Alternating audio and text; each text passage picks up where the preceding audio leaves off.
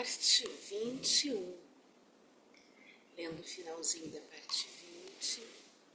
Sim, eu assistia e adorava também, mas a Pig era sensual, bem sexy.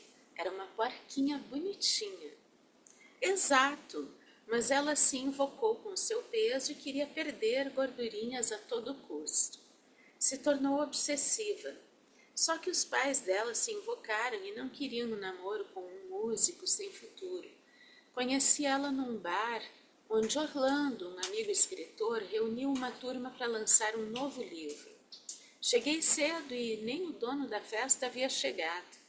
Me sentei numa mesa e uma moça chegou. Falou com os garçons e se dirigiu ao local que eu estava bebendo um chopp. Ela perguntou se eu estava ali para a festa. Disse que sim. Eu pensei que fosse agora às 6 da tarde, me disse ela. Perguntou se eu também havia confundido os horários. Não, respondi. Vim cedo porque tenho um compromisso mais tarde. Vou dar um abraço no Orlando e me retirar. Posso ficar contigo? Acedi e ela se sentou na minha frente na mesa. Ela gostava de música e estudava piano. Foi um papo muito legal e tínhamos muita coisa em comum. Entusiasmado e encantado, cheguei a cogitar em convidá-la para fazer parte da minha banda. Ainda bem que uma luzinha no meu cérebro acendeu e eu recuei. O Orlando chegou e expliquei que ficaria pouco tempo porque tinha que tocar numa festa de casamento com meu grupo. Me despedi de Nani e confessei que esperava revê-la e havia me encantado com ela. Foi recíproco, me respondeu. A encontrei num vernissage. Era num bar. Nos sentamos numa mesa e conversamos a noite inteira. O encantamento multiplicou. Que guria fabulosa! Prometemos nos reencontrar mais seguido. Ela me deu seu endereço e iniciamos o namoro. O início foi uma beleza. Só que do dia para a noite ela me apresentou uma faceta muito estranha. Ah, se foi teu arco-íris. Exato. Marcamos um encontro. Fui com meu carro. Assim que ela entrou, lhe dei uma flor. E ela disse que detestava flores. Flores a gente leva para defunto. Tentei argumentar e apresentar minhas razões românticas, mas ela se mostrou irritadiça, inclusive dizendo que achava o romantismo uma basbaquice, um jogo meloso. Me pediu licença, abriu a janela do carro e jogou fora a flor. Que grossa! A partir desse dia, quase tudo a incomodava. Coisas simples, como eu abrir a porta do carro para ela entrar, geravam um discurso sobre as frescuras do cavalheirismo. Um dia brinquei com ela. Finalmente começo a conhecer o teu lado neurótico e isso me preocupa. Pra quê? Levei chumbo grosso. Só porque não gosto do que tu gostas, aí tu me rotulas de neurótica? Isso foi ofensivo. Se falar sobre coisas que não gosto te faz me rotular de algo depreciativo, então eu me preocupo. Me desculpei. Mas por que não fizeste nada de errado? Pois é, até procurei uma desculpinha, dizendo o lado neurótico todos temos e foi mais uma piadinha. Total falta de sensibilidade nessa tua piadinha. Isso foi péssimo. O namoro seguiu entre baixos e altos. Havia dias que ela me deixava falar bastante e confessava que aprendia a lidar com muita coisa apenas conversando comigo. Dizem que os remédios para emagrecer afetam o lado emocional da pessoa. Não sei se isso procede. Eu já tomei e acho que sim. Eu ficava chata, passava mal, mas emagreci por vontade própria. Parei com os remédios. Quando sentia fome, eu tomava água para enganar o estômago. À medida que eu crescia, o peso se estabilizava e o apetite não era tanto. Acho que ela tinha os mesmos sintomas que eu. Às vezes ela estava alegre, mas o lado azedo me incomodava demais. Perdi a paciência e estava resolvido a terminar o namoro. Ela havia consultado uma psicóloga a meu pedido. Numa noite, esperei ela terminar uma sessão. Eu a esperava no carro quando ela entrou e eu não queria perder tempo e fui dizendo que tinha algo muito sério para tratar. Antes que eu prosseguisse, pediu uma pausa e me disse que a psicóloga queria muito falar comigo em particular. A doutora me disse que a Nani tinha uma espécie de bloqueio mental. Ela se comportava como uma menina de 14 anos de idade e precisava despertar. Ficava apreensiva até em fazer contas simples de adição e não conseguia dispensar uma calculadora. Em muita coisa que ela evoluiu, eu notei que foi por causa do convívio de vocês dois. Tu és uma chance de ela despertar. Pô, legítima fria essa, hein? Então, levei o namoro adiante, já que eu era um remédio humano. Depois de alguns dias, tive que viajar para uma série de bailes no Paraná e Santa Catarina. Quando voltei, Nani me disse que havia feito uma sessão de hipnose. Filmaram ela sob efeito. Ela disse que regrediu na vida até chegar à fase de feto. Descobriu que seus problemas vinham desde antes do parto, quando seus pais ficaram soterrados nos escombros de um chalé onde moravam e que desmoronou durante um vendaval. Por morarem no interior, só foram descobertos no dia seguinte pela equipe de socorro. Sua mãe estava grávida e a pressão na barriga teria gerado um desconforto no feto. Parece que a hipnose deu certo. Ela começou a evoluir, fez vestibular para história, mas continuava na sua bipolaridade. Então, cansei. Lembrei que a Su havia me dispensado através de uma carta. Então escrevi uma carta para ela desmanchando o namoro que já durava uns 3 anos. Cruzes, como conseguiu suportar tanto tempo? Interrompeu Catiele. Eu acreditava que estava apaixonado. Ela era loirinha e ficou bem magra, só que caíram umas peles flácidas pelos braços e acumulou mais uns complexos. Eu não tinha coragem de cair fora, mas apareceu outra moça que conheci num baile em Blumenau. Sou bem volúvel. Acreditei que estava apaixonado e era correspondido. Eu deixaria a Nani para ficar com a blumenauense. Só que não foi bem assim. O namoro com a catarinense foi efêmero. Ela me escreveu dizendo que estava apaixonada por um ex-noivo com quem havia reatado. Parece que as missivas fazem parte da tua história de amores. Então foram cartas distintas na tua vida. Dispensa uma e é dispensado noutra. Pois é, a vida tem dessas ironias. E agora, quem é a dona do teu coração? Fiquei sem namorada, agora faz uns 4 anos que estou sem parceira, mas não sinto falta. Já me convenci que tenho vocação para solteirão. Eu conheci uma Nani que tinha essas características. Por acaso não é a Nani Preto? Isso, Cristilane Preto. Então a conheceste?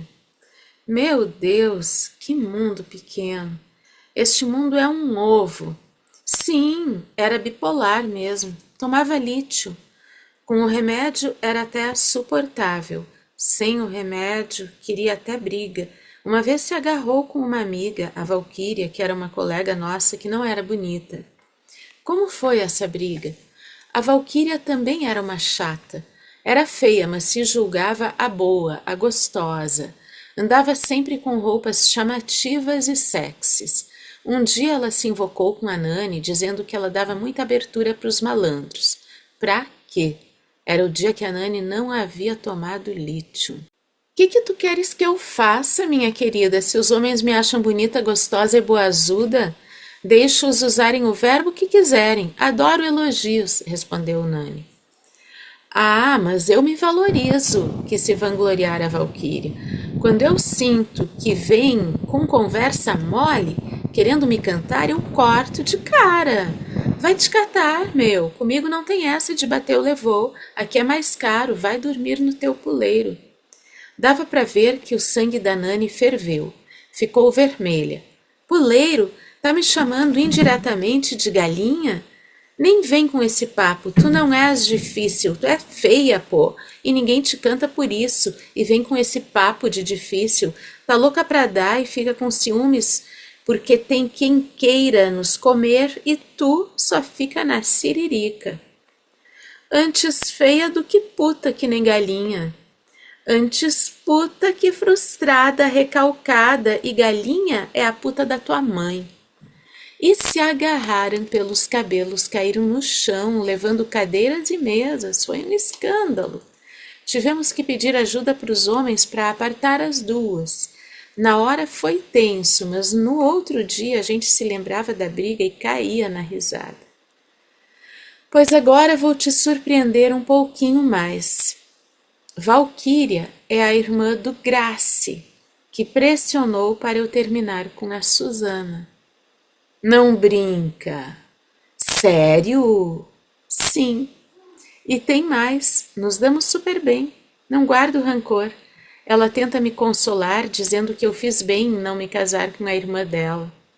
Se casasse, eu não seria feliz porque a irmã é uma dengosa, exigente, complexada. A Valquíria é maravilhosa num grupo de amigos, anima, faz rango, dança e se diverte. Ah, isso é verdade, até lava a louça, coisa que ninguém quer fazer. O único problema é que fuma muito, até com a Nani me dou bem. Como amiga ela consegue ser legal. Sabe, a Nani tem uma coisa que eu acho insuportável numas pessoas, que é o orgulho dos seus defeitos. Ela dizia, pode me chamar de chata porque eu sei que sou mesmo. Me revoltam e me causam repulsa essas pessoas que se vangloriam dos defeitos. Ei, ela me dizia isso quando reclamava das suas broncas e cobranças. Pois é, essas pessoas adoram ser erradas e ainda querem ser amadas, respeitadas, aceitas. Tem gente que diz, porque eu sou assim, como coisa que a gente seja obrigada a suportá-las. Incrível como não se flagram e estragam um ambiente com suas manias. Sou murrinha. Ah, eu digo na cara que não estou gostando, como se isso fosse uma benesse do caráter que a gente é obrigado a aceitar. Ora, gente chata é gente chata. É uma pessoa neurótica. Temos mais é que se afastar desse tipo de gente e isola. Bah, eu já perdi a paciência com esse tipo de pessoa e apenas silencio diante das atitudes delas. O silêncio, às vezes, tem um som arrebatador, né? É verdade.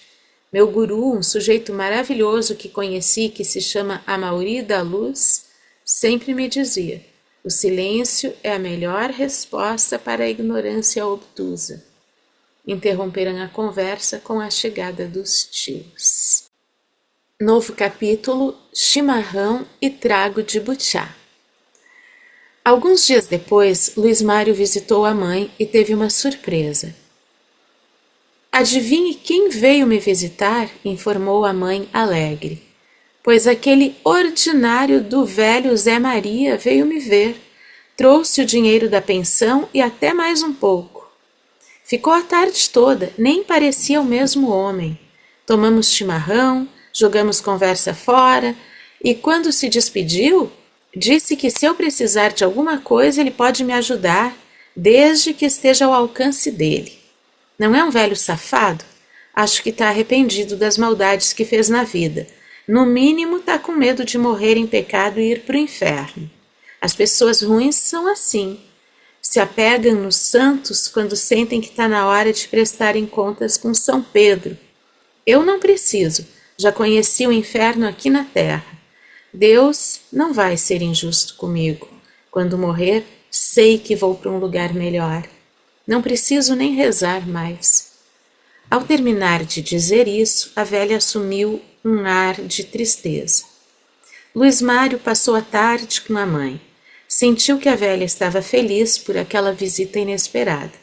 Achou que ela estava animada por ter encontrado o ex-marido de forma e comportamento diferentes. A presença dele influenciou seu ânimo. Contudo, desconfiou que poderia ter sido sua imaginação, mas Rosa confirmou a visita e lembrou que o pai havia esquecido uma pasta de documentos. Houve por bem visitar o pai, entregar a pasta e agradecer. Viu que a pasta continha documentos e dinheiro. Antes de voltar para seu apartamento, foi até a fazenda. Ao chegar, a cachorrada fez o alarme. Assim que estacionou e desceu do carro, seu pai apareceu na porta da sala da casa. Um lado do rosto ainda tinha marcas por ter sido arrastado no chão pelo filho. Buenas, disse ele, usando ironia. A que devo o prazer dessa visita? Se veio cobrar pensão, já paguei os pila pessoalmente para a véia. Luiz Mário foi em sua direção e entregou a pasta de documentos. Tu esqueceu esta pasta lá na mãe. Ah, então deixei lá. Não consegui encontrar, revirei a casa, já estava preocupado, achei até que tinha perdido. É isso, vim aqui agradecer tua atenção. Incrível, tenho que reconhecer. Tua visita fez bem para a mãe. Isso estava estampado no rosto dela. Estava até mais alegre. Muito obrigado, embora adianto. Nunca esperasse uma atitude dessa de um gorila, mas essa é a comédia da vida, passar bem. Até a parte 22.